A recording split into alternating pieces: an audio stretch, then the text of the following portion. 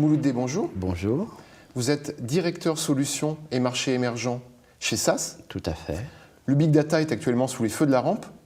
Mais est-ce que ce phénomène est une réalité dans les entreprises françaises ?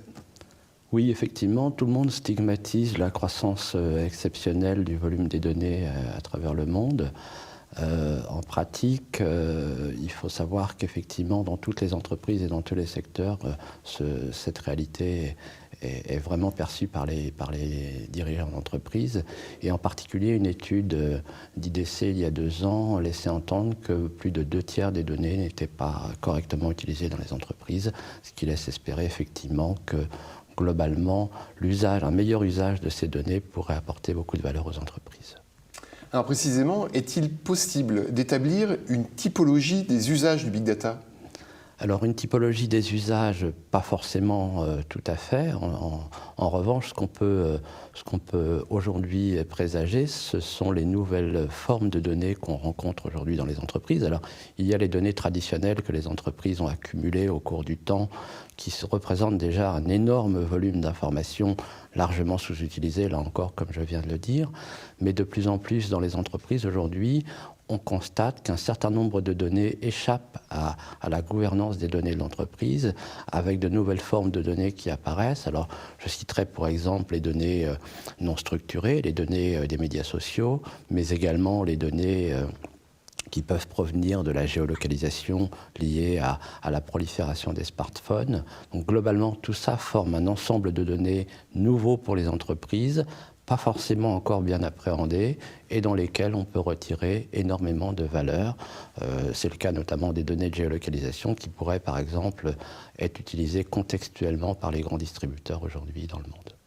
Le domaine de l'énergie également. Également dans le domaine de l'énergie, avec l'émergence de ce qu'on appelle les compteurs intelligents et les réseaux intelligents, donc ce qu'on appelle les smart grids, qui permettront au jour le jour et en continu d'évaluer la consommation des utilisateurs, des usagers. Et c'est effectivement ce que les producteurs d'électricité aujourd'hui sont en train de déployer à travers le monde, donc aux États-Unis bien évidemment, mais également en France où EDF s'intéresse à ces aspects-là depuis quelques années maintenant. Alors, vous parliez également des données structurées et non structurées. Oui. Est-ce que les données structurées font l'objet d'un intérêt dans les entreprises? Est-ce qu'on est capable aujourd'hui de les traiter d'ores et déjà? Alors, les données non structurées sont bien sûr des points d'attention importants pour les entreprises, notamment depuis l'émergence des médias sociaux. Donc, dans la mesure où aujourd'hui les internautes dialoguent, s'informent, coopèrent, collaborent sur les médias sociaux, recherchent des informations sur les médias sociaux.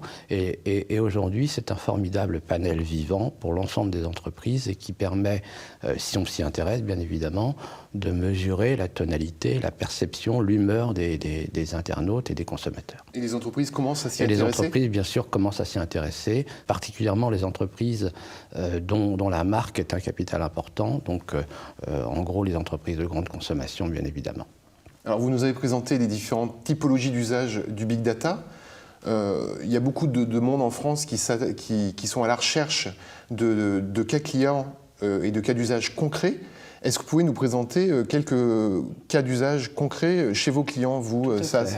En pratique, nos clients, en fait, certains de nos clients, et notamment aux États-Unis, c'est un peu plus délicat en France, mais aux États-Unis, on va dire qu'un certain nombre de nos clients faisaient du big data, un peu comme M. Jourdain faisait de la prose, c'est-à-dire avant même que le terme existe, on constate qu'un grand nombre d'entreprises, et j'en citerai quelques-unes tout à l'heure, se sont intéressées à leurs données de manière à essayer de déterminer de nouveaux usages et de déterminer de nouvelles formes de métiers ou des innovations par rapport à leur processus métier en utilisant mieux leurs données. Alors, je citerai le cas d'un grand distributeur américain, un des tout premiers de son secteur, qui en utilisant et en exploitant de manière systématique ces données, en analysant le comportement des consommateurs, en analysant les prévisions de demande de certains produits, est à même aujourd'hui de fixer de manière unitaire le prix individuel de chacun des articles, et ça représente, si on combine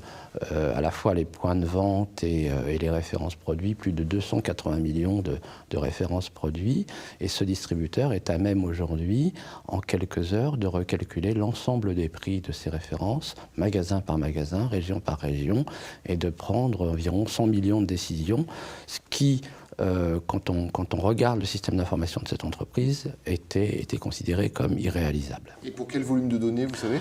C'est plusieurs téraoctets de données, et il leur fallait plusieurs semaines pour réaliser ce calcul avant d'appréhender le problème différemment, et en exploitant des solutions analytiques, et en l'occurrence les nôtres, ce distributeur est aujourd'hui en mesure de faire ce que des compagnies aériennes font par rapport au prix des billets d'avion, c'est-à-dire ce qu'on appelle, nous, du revenu management ou du pricing management. Et je crois que vous avez d'autres exemples, cette fois-ci dans la banque? Oui, alors la banque, là, en l'occurrence, cette entreprise de la grande distribution subissait la concurrence et le levier était justement de se démarquer de la concurrence. Dans la banque, le levier, ça a été la crise et le fait que toutes les banques internationales ont subi une énorme crise de liquidité. Et en l'occurrence, il est extrêmement important d'être en mesure de gérer de manière dynamique ses fonds propres dans le cadre de ces crises qui durent aujourd'hui au niveau du système financier international. Et je vous citerai l'exemple d'une banque sud-coréenne qui, en utilisant mieux ses données, en utilisant mieux son système d'information, est à même de simuler plus de 30 millions d'instruments financiers, 50 000 états de marché.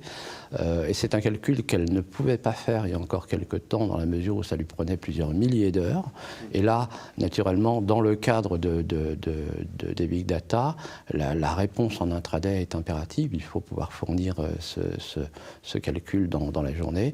Et typiquement, les solutions que nous pouvons mettre à leur disposition leur permettent de réaliser ce genre de traitement. On est vraiment en 24 heures.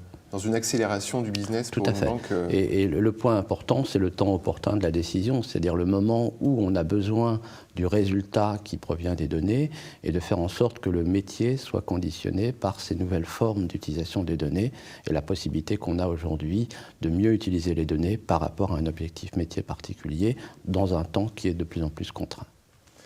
C'est un bel exemple du big data et de l'analyse de ces gros volumes de données. Monsieur D, je vous remercie. Merci beaucoup.